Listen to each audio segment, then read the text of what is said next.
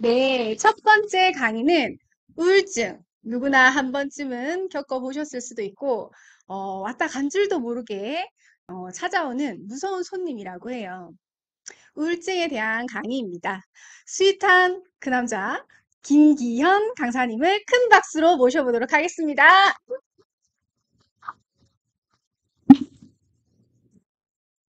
안녕하세요. 방금 소개받은 스윗한 남자 김기현입니다. 우울증이라는 주제로 강의를 준비하다 보니까 저도 경험이 조금 저한테는 많이 무거운 주제였어요. 근데 이거를 어떻게 풀어갈까요? 주변 분들한테 조언을 많이 구했어요. 제가 겪은 어두운 게 아니라 제가 겪은 거를 밝게 올려봐라 하더라고요. 그래서 오늘 제가 두려워하지 마세요라는 주제로 가지고 여러분들께 할 수 있도록 제가 조금 디테일하면서도 좀 단순하게 누구나 할 수 있고 돈도 하나도 안 들고 편안하게 할 수 있는 거 그걸로 했습니다. 강의 시작 전에 우리가 알아야 될 게 누구나 우울증은 다 가지고 있어요. 근데 중요한 거는 주변인입니다. 우리 누구나 주변인인데 주변인이 나 몰라라 이란다면은 그것만큼 그 사람을 더 구름텅이에 빠져들게 놔두는 겁니다. 주변인으로서는 가장 첫 번째 관심입니다. 가족, 동생, 친구, 뭐 언니, 오빠 누구나 다 주변인으로서 관심을 가져야 됩니다. 특히 팬데믹 우울증에 대해서는 우리 대한민국의 75%가 지금 현재도 다 겪고 있다고 합니다. 12%가 자살까지 생각할 정도라고 하니까 주변인으로서 관심을 많이 가지셔야 우리가 다 같이 웃는 하루하루를 살아갈 수 있도록 다 관심을 가져주시기 바랍니다. 자, 그러면 자, 우울증 주제는 무겁지만은 두려워 마세요. 자, 시작하도록 하겠습니다. 자, 시작 전에 우리가 한 가지 놓치고 있는 부분이 있어요. 우울증은 언제 온지 몰라요. 근데 과거에는 단계가 있었어요. 1단계, 2단계 어디 가면은 병원에 가서 치료도 받고 있는데 지금은 1단계, 내 우울증 왔나 봐 하면 벌써 3단계, 4단계예요. 그럴 때는 걷잡을 수가 없는 겁니다. 그래서 제가 간단하게 여러분들이 현재 어느 위치에 있는지 제가 잠깐 해볼게요. 자, 갱년기, 그리고 번아웃, 그리고 우울증. 자, 갱년기는 몸이 뇌를 지배하는 겁니다. 여성분들 다 느끼실 거예요. 몸에서 이상 징후가 있을 때 이게 신호를 뇌에다 보냅니다. 그럴 때 우리가 갱년기 증상이 다 나타나. 자, 두 번째, 우리 현대인들이 가장 많이 나타나는 거, 번아웃. 번아웃은 다람쥐 쳇바퀴 돌듯이 일상생활을 하다 보면은 그게 1년, 2년, 하루, 한 달, 뭐 이렇게 가다 보면은 무기력함이 온다는 거죠. 거기에 대해서 나타나는 게 번아웃입니다. 자, 세 번째, 오늘의 가장 중요한 거. 마음이 뇌와 몸을 지배하는 게 우울증입니다. 이게 겁나죠? 우리가 마음먹은 대로 할 수 있는 게 우리 자신이라고 하지만 이 마음 자체가 뇌와 몸을 지배한다는 그것만으로도 우리는 무서움을 가질 수가 있습니다. 자, 이 주제로 해가지고 우리가 우울감을 느낄 때 이런 경우 다 해봐서 나 너무 우울해. 진짜 너무 우울해. 일을 하는 순간에도 뭐 친구들과 노는 시간에도 다들 나 왜 우울하지? 일하는 동안에도 나 왜 우울하지? 친구들과 있는데 겉에 웃는데 즐겁지가 않아. 이게 다 본인도 모르게 갑자기 오는 우울감을 느끼는 겁니다. 이 우울감은 나 우울감 안 느껴가 아니고 본인도 우울감을 느끼고 있는 거예요. 자, 우리가 좀 전에 얘기했듯이 19세에서 청년이 한 명꼴로 위험한 수준에서 넣고 있습니다. 그리고 코로나 이후 5명 중에서 한 명은 반드시 우울증을 겪고 있다는 겁니다. 그리고 20대의 우울 평균指수가 가장 높아요. 40대, 50대보다 더 높다는 겁니다. 지금 현재 최근 통계에 증명되는 보면은 우울 위험군이 여기 데이터에 보시면은 18.9%, 5명 중에 한 명은 우울감을 느끼고 있다는 겁니다. 자, 그러면은 중요한 걸 제가 연령대별로 우리가 점수 추이를 한번 볼게요. 자, 여기 그래프를 한번 보십시오. 10대, 20대에서 30대, 40대 어느 부분이 가장 점수가 높습니까? 10대, 20대, 30대가 가장 우울 점수가 가장 높게 나타납니다. 이거는 우리가 보건청에서 전체 다 조사를 대한민국을 해가지고 조사를 한 부분의 데이터입니다. 자, 그렇다면은 왜 이런 부분이 나타날까요? 10대, 20대, 30대는 우울 점수가 왜 높으냐면 경험이 부족합니다. 경험이. 우리가 이거를 어떻게 해서 헤쳐나가야 될지를 모르는 겁니다. 특히 팬데믹이 왔을 때 이런 현대 사회에서는 이 젊은 층에서는 뭐 헤쳐나갈 방법을 누구한테 조언조차도 구할 방법을 모른다는 거예요. 그래서 어릴수록 높게 나타나는 우울 점수라는 겁니다. 자, 우울감과 나이의 연관성이 있나요? 있습니다. 좀 전에 얘기했죠. 경험의 차이. 우리 40대, 50대는 노하우, 즉 탈출 방법을 안다는 거죠. 자, 그거를 경험의 차이라. 이 경험의 차이를 차곡차곡 쌓다 보면은 우리는 이거를 어떻게 하면은 헤쳐가고 이거는 어떻게 그러나 젊은 층은 경험이 없어가지고 이거 대응 방법이 뭐 더더욱 그래서 스트레스를 받다 보니까 점수가 더더욱 높아가지고 이게 우울 증후군 자체가 그 10대, 20대, 30대는 가지고 산다. 자, 이러다 보니까 누적된 경험에 대한 만족 혹은 불만의 체감은 점점 감소한다는 거죠. 자, 연령층의 공통적인 문제가 여기서 나타납니다.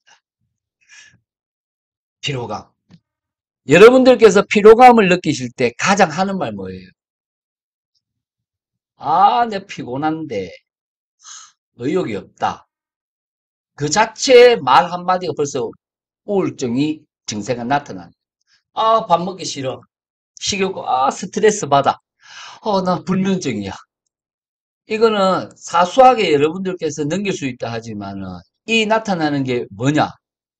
더 이상 힘이 남아있지 않을 겪게 되는 우울증이라. 왜? 내가 헤쳐나갈 수 있는 힘이 없다는 거죠. 피로감 때문에. 이 피로감으로 해가지고 누적을 해소할 수가 없다는 부분에서 나타나는 게 가장 현대인들이 위험한 지수입니다. 단순하죠? 이 피로감 나는 언제든지 탈출할 수 있어. 아닙니다. 이 피로감도 누적되다 보니까 이제 단단한 덩어리가 된 거예요. 자, 우울감, 이걸 해결하기 위해서 지금 여러분들께서 움직이셔야 됩니다. 이 움직여야 된다는 걸 제가 조금 왜 움직여야 되는지 조금 자세하게 설명을 할 건데, 우리가 필요하면 우울하고 느낄까? 왜 우울하다고 느끼는 줄 아십니까? 여기서 단순해요. 우리가 왜 우울하다고 느끼냐면은 앞으로의 상황이 나아질 거라는 기대감이 없기 때문에 발생한다는 겁니다. 여러분들 다 고개 끄덕하시죠? 이게 왜 그러냐면 다 평상시에 일상에서 나타난다는 거죠. 자, 피로감이 가져오는 우울감은 피로가 해소되지 않을 거라는 절망감에서 비롯되는 겁니다. 우리 뇌는 단순해요. 우리 뇌는 너무나 단순하기 때문에 몸의 건강은 뇌에 영향을 미치고 뇌의 상태는 몸에 영향을 준다는 겁니다. 그래서 의학의 힘을 빌려야 될 타이밍은 언제냐? 심각한 우울함의 기준. 근데 여기에서 제가 말을 잠깐 한번 바꿔볼게요. 어떤 행동을 할 때가 아닌 아무런 행동을 하지 않을 때 의학의 힘을 빌려야 된다. 즉 여러분들 나는 뭐 할 건데 안 해. 그 순간 여러분들은 의학의 힘이 필요한 단계입니다. 그래서 움직여야 된다는 겁니다. 자, 직접적이면서도 즉각적인 거, 효과적으로 나타나는 게 의학입니다. 이 의학의 힘을 저는 의학의 힘을 빌려봤어요. 전문 병원에 가서도 치료도 하고 제가 수치가 의사가 그러는데 제 수치가 가장 높게 나타났다고 합니다. 그만큼 저는 100점을 하면은 99.9점이 나올 정도로 해가지고 저는 점수가 나타났어요. 그런데 저는 처방도 받고 제 스스로 할 수 있는 방법을 다 해서 지금 현재는 아주 효과가 좀 좋아졌습니다. 자, 그러면은 의지만으로 힘든 질환, 그렇다고 병원에 가기도 섣불리 우리가 판단할 수가 없어요.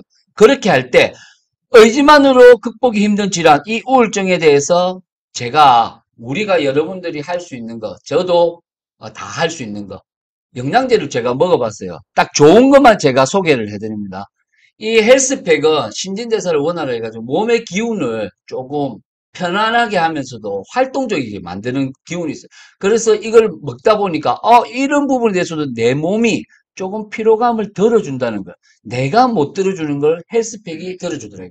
그리고 C600. 몸에 염증이 있다 보면은 마디마디가 다 아파요.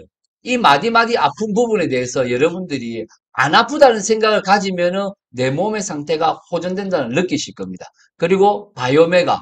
요 혈중 중성 지질을 개선 도움을 준다는 거 여러분들 바이오메가는 다 좋은 거 아시고. 자, 여기에서 제가 평상시에 2시간에서 2시간 반 정도 잠을 못 자요. 지금도 물론 그렇지만은 여기에서 제가 개선된 부분입니다. 이 파우더 믹스. 이거를 복용하고 나다 보니까 아니죠. 섭취죠. 섭취를 하다 보니까 2시간에서 3시간의 잠이 늘어나더라고요. 근데 짧게 자더라도 너무 깊게 자니까 꿀잠을 잔 거예요. 30분을 자더라도 너무 편안하게 잔 겁니다. 그래서 제가 이거는 여러분들에게 강력하게 추천합니다. 젊은 세대 말로 강추! 마그네슘 파우더믹스는 자, 여기 자료에 보시면은 신경 자극 전달을 조절해주는 신경의 기능을 유지한답니다. 그리고 취침 전에 있잖아요. 30분 전에 먹으면 자기도 모르게 조금 편안한 감정을 느끼면서 몸의 기운이 좀 차분해져요. 활동적으로 했든 안 했든 차분해짐을 느껴요. 그러면서 잠이 든다는 거죠. 그러면서 편안하게 깊게 잔다는 거예요. 그게 중요한 겁니다. 많이 자는 게 중요한 게 아니고 깊게 편안하게 잔다는 게 우리한테 좋다는 겁니다. 자, 지금 이제 이렇게 영양제의 기운을 받았다면 제가 이제부터는 본인이 할 수 있는 거를 탈출. 자, 파우더 믹스 체크 포인트 하셨죠? 자, 다음. 피로에서 오는 우울과 극복 방법. 달달한 휴식이 얼만큼 적당하다고 생각하십니까? 저는 무조건 쉬면 좋은 건 줄 알았습니다. 여러분도 그럴 겁니다. 나 피곤해. 쉬어야 되겠어. 근데 있잖아요. 최근 심리학 발표에서 미국 명문대학교 활동 논문인데, 이거는 여러 교수들이, 전문 교수들이 했는데, 자, 영어 나왔습니다. 자, 여기에서 너무 적거나 너무 많은 시간을 가지는 것은 행복이 낮아지는 것과 연관이 있다고 합니다. 저도 왜 그런지 모르겠는데, 자료를 파고들었습니다. 왜 쉬는데 낮아지느냐? 휴식마저도 생산적일 필요는 없다 이겁니다. 왜 생산적으로 우리가 쉬느냐 이거예요. 굳이 그렇게 하면은 생산적이면은 낮아진다는 거예요. 자, 어떻게 하면 우리가 5시간을 쉬었어요. 그 5시간을 거점으로 해가지고 피로감을 느낀다는 겁니다. 여기에서. 우리가 신체적으로, 내적으로 이 기능들을 가지고 있을 때 뇌에서 판단하기 위해서 몸에서 판단하기를 5시간을 거점으로 해서 부정적으로 나타난다는 겁니다. 짧은 휴식만이 문제가 아니라는 거죠. 너무 길어도 문제라는 겁니다. 자, 나 많이 쉬을래. 무조건 길게 쉬어야 돼. 아니라는 겁니다. 현대인들은 무조건 길게 쉰다고 좋은 게 아니고 피로를 풀 때 중요한 것은 시간이 아닌 횟수. 자, 한 번에 긴 휴식을 쉴 것이냐, 짧아도 자주 쉴 것이냐, 어느 게 좋을까요? 빙고! 짧아도 자주 쉬는 겁니다. 이 자주 왜 제가 이걸 강조하냐면, 제가 해봤어요. 이 자료를 준비하면서 짧게 쉬어봤어요. 4시간, 3시간 막 이렇게 길게 쉬는 것보다 30분씩 쉬니까 좋더라고요. 자, 더 중요한 것은 우리가 여기서 짧게 쉬는 게 중요한 것도 좋지만은 그게 아니라는 거죠. 자신에게 적절한 휴식의 빈도를 찾는 겁니다. 30분, 내한테는 30분이 맞았어. 다른 분들한테 1시간이 맞다는 거죠. 그리고 20분이 맞을 수도 있고 10분이 맞을 수도 있습니다. 그리고 회사원들에서는 생산의 라인에 이렇게 있으신 분들 10분 휴식 기간이 있거든요. 그 타이밍을 어떻게 맞추느냐입니다. 휴식이 필요한 거는 시간의 간격, 이 간격의 파악이 중요한 겁니다. 본인이 파악이 중요한 겁니다. 자, 스스로 알아보는 방법. 나만의 휴식 아쉽게 먹고, 아쉽게 놀고, 아쉽게 쉬어봐야 어떻게 알 수 있다는 거죠. 자, 제가 3번 얘기했죠. 아쉬움. 아쉬움의 활용. 많이 먹고, 많이 마시고, 많이 자고, 이렇게 하면은 가유불급. 오히려 역효과가 나더라는 거죠. 자, 휴식 또한 마찬가지라고 합니다. 지나친 휴식은 만족도를 저하를 합니다. 여러분 그거 있죠? 우리 광고에 지나친 음주는 뭐다?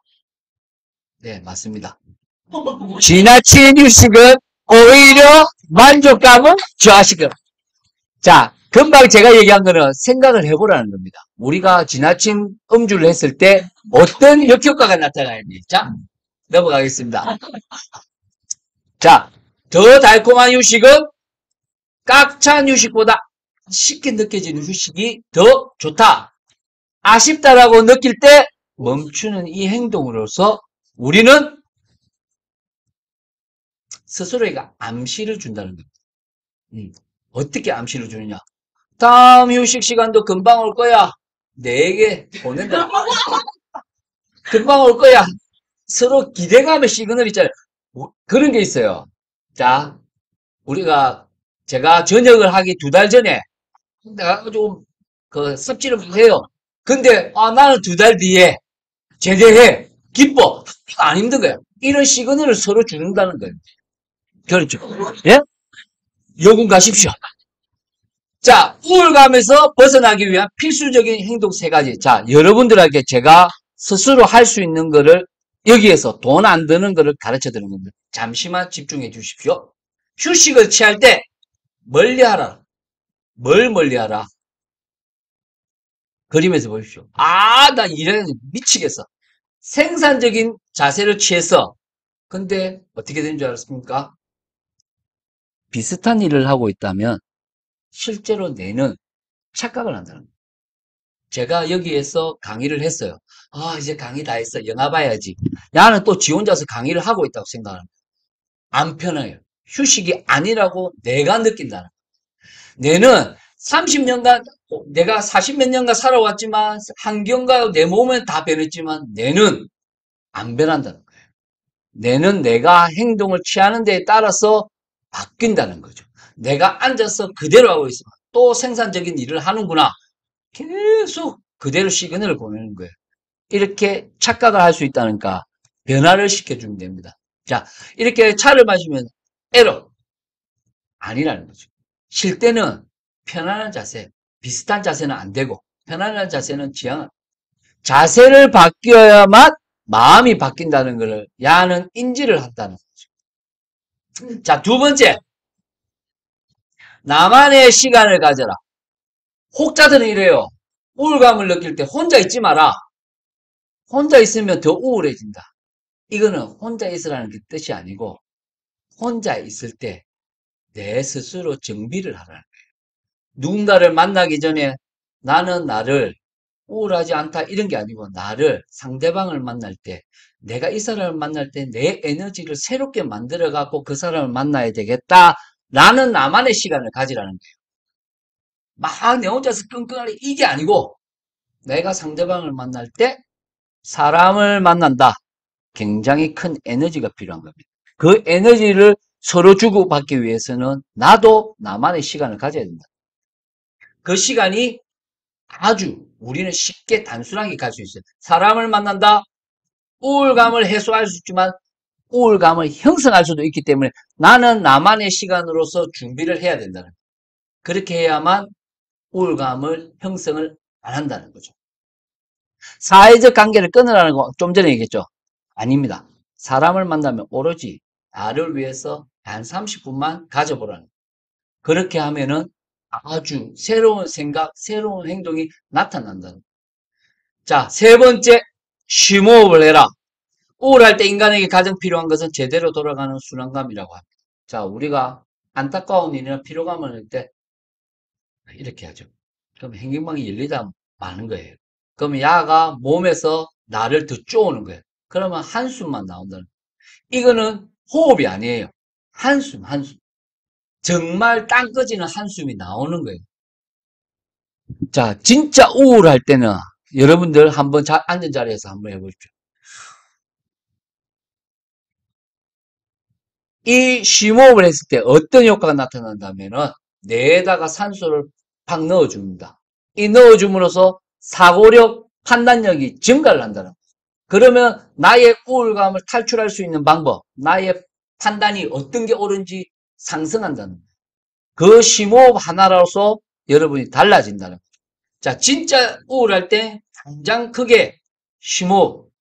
그러고 우울감의 가장 큰 무서운 점은 무기력. 번아웃하고는 다른 무기력입니다. 이거는 복합적인 무기력이기 때문에 달라요. 그리고 아무것도 하지 않으면은 아무것도 바뀌지 않습니다. 저의 오늘 이 강의의 키포인트는 아무것도 하지 않으면 아무것도 바뀌지 않습니다. 자, 강의 첫 단계의 주변인에 대해서 제가 주의사항을 했죠. 자, 이제는 여러분들, 내 자신이 할 거 하나 얘기해 드릴게요. 주변인들은 여러분들이 방치하는 거 아니에요. 관심이 없어서 놔두는 게 아닙니다.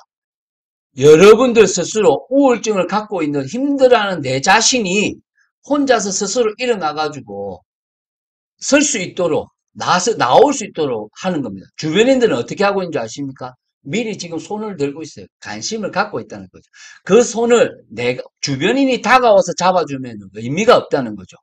내 스스로 기운을 차려서 내 스스로 틀고 일어나야 주변인의 손을 잡을 수 있다는 거예요.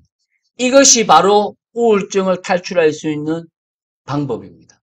자, 심호흡 크게 하시고 여러분들이 할 수 있는 건 나만의 시간 그리고 긍정적인 사고를 갖고 계시면 반드시 우울증은 떠날 겁니다. 여러분들이 탈출할 수 있습니다.